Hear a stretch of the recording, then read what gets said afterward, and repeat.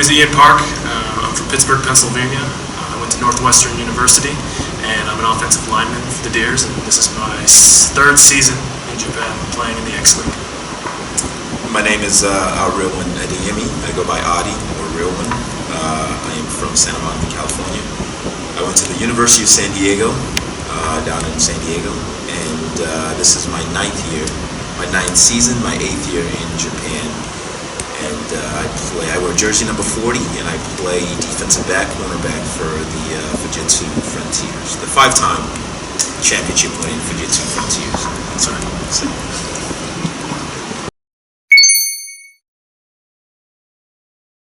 We met for the first time last year, right? Yeah. After practice. Yeah. After the joint practice. Yeah. I think we've. Oh wait, no, we met before that. How it starts with everybody, it's on social media. It starts on Instagram and connecting through social media, and then, at some point during a season, at some point during the year, you'll have either a game together or a mutual friend that brings you guys together. That's just kind of how it worked. I think I made Jojo. This off season, we've gotten to know each other. I ask him a lot of questions because it's his ninth season here, so I'm trying to absorb the knowledge from the GOAT. Now that I think about it, we met for the first time in Harajuku at the so Adi and a few other of the XLeague Americans, the veterans, they got a dinner together. So we've known each other for a few years. Yeah, two years-ish. Yeah. And just the ability to be able to speak a language without having to go through a limited vocabulary. Because the thing about learning a new language or Japanese is you only know so many vocabulary. So sometimes you want to say something the way you want to say it, but you don't have the depth within the language to say that. So you end up speaking Japanese at a 9-year-old's level.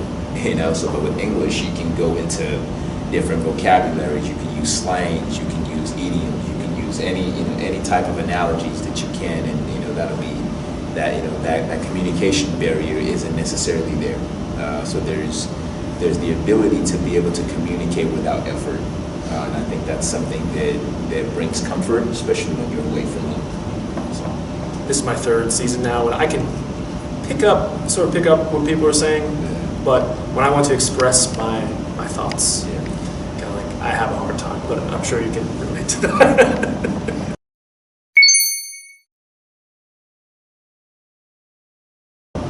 I started playing at 6 years old. So my older brother Alex, he had started the year before me, and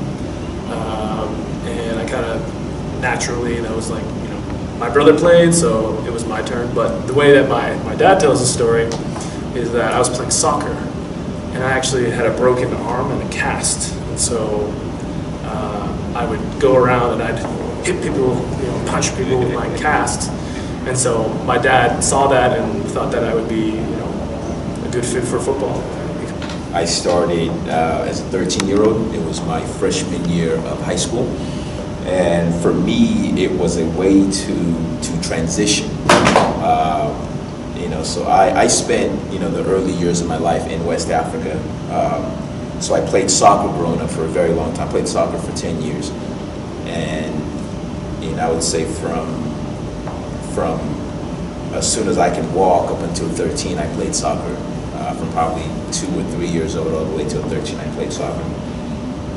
And football was a way to transition and also to make friends within the high school community. Was it popular, like the football culture in your area where you grew up? Was it in California, or LA, or San Diego? So it wasn't. The thing about Southern California is there's a lot of other things to do on the weekend. Yeah. So football isn't very popular, but high school sports is. Okay. High school. You grew up in Southern California. I grew up in Pittsburgh, Pennsylvania. So there is no ocean. People aren't going surfing on the weekends or going to the beach. And so I played very early because I think sports in Western Pennsylvania, there's such a rich tradition of football. So naturally, I was going to play at 6 years old.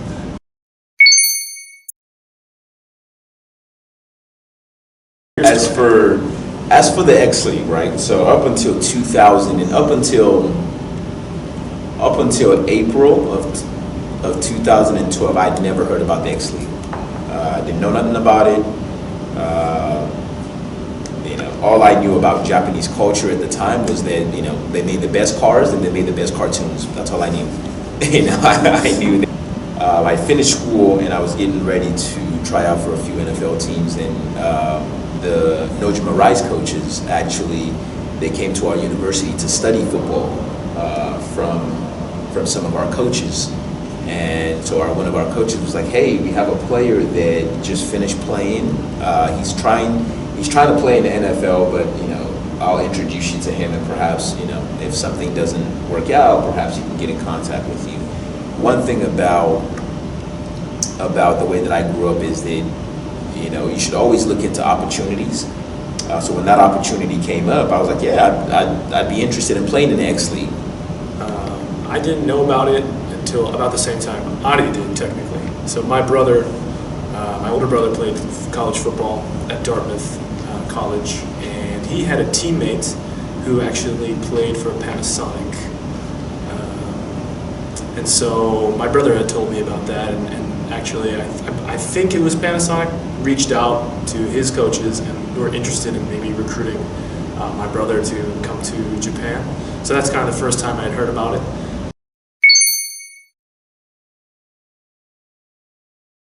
In terms of football, the one thing that's missing in Japan is